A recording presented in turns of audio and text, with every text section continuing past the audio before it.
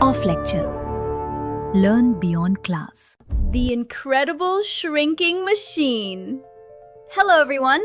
Today we are rewinding the digital clock to discover how computers went from filling entire rooms to slipping into your pocket.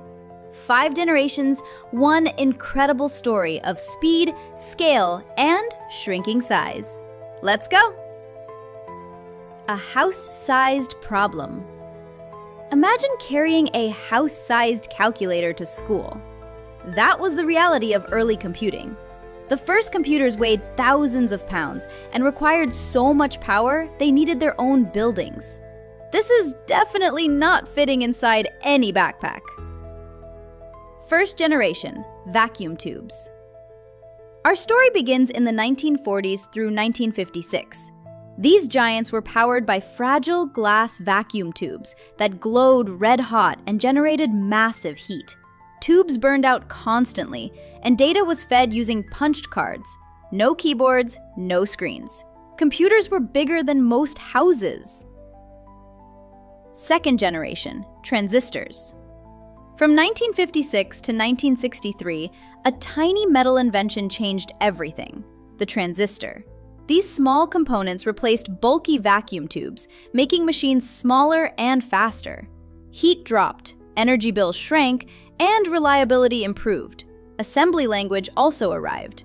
Goodbye heat, hello serious speed. Third generation, integrated circuits. Between 1964 and 1971 came the true revolution. Engineers introduced the silicon microchip, packing thousands of components onto a chip smaller than your thumbnail. Keyboards and monitors appeared for the first time. This made computers accessible to businesses worldwide. Thousands of parts on one chip. Fourth generation, microprocessors. From 1971 to the present, the microprocessor era transformed everyday life. Millions of circuits squeezed onto a single chip gave birth to the personal computer. Computers entered homes and schools everywhere. The internet connected the world, and smartphones put mainframe power right in your hand. Fifth generation, artificial intelligence. Welcome to the age of artificial intelligence. These machines don't just calculate, they think.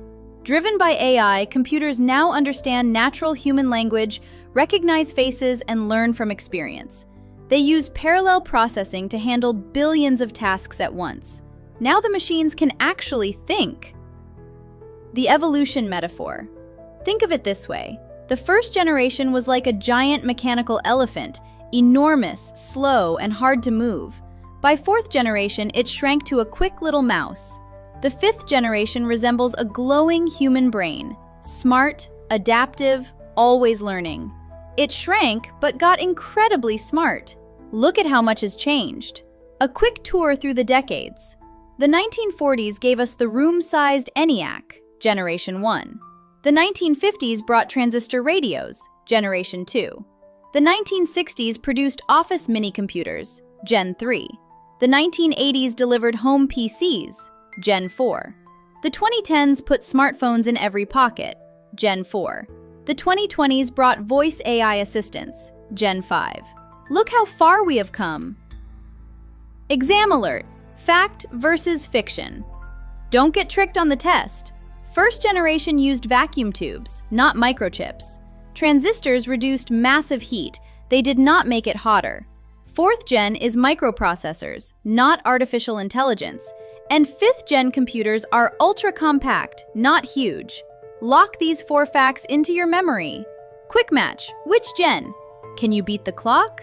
A glowing glass tube matches Gen 1. A small metal transistor matches Gen 2. A flat silicon chip matches Gen 3. A smart AI brain matches Gen 5. How quickly did you match them all?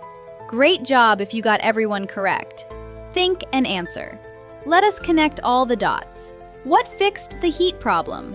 Hint: think small and metallic. When did personal computers enter homes? Hint: the microprocessor era. What makes Gen 5 truly different? Hint: the machines can actually think. Take a moment before you answer. Knowledge check. Show me what you have learned today. Which generation used punched cards? Which generation is artificial intelligence? Silicon chips belong to which generation? And microprocessors define which generation? Answers are Gen 1, Gen 5, Gen 3, and Gen 4. How many did you get right? The generations at a glance. From gigantic rooms to your pocket, here is the full picture. Gen 1 and 2 gave us tubes and transistors, huge, hot, and mechanical. Gen 3 and 4 brought chips and microprocessors, personal, fast, and globally connected. Gen 5 delivers artificial intelligence, smart, learning, and parallel processing. Every generation built on the last. The future is yours. Here we are at the end of this incredible journey. We went from filling rooms to filling minds, but the story is far from over. What will you build next? You are the generation that will write the next chapter of computing history. Stay curious, keep learning, and remember, the future belongs to those who dare to imagine it. Thank you.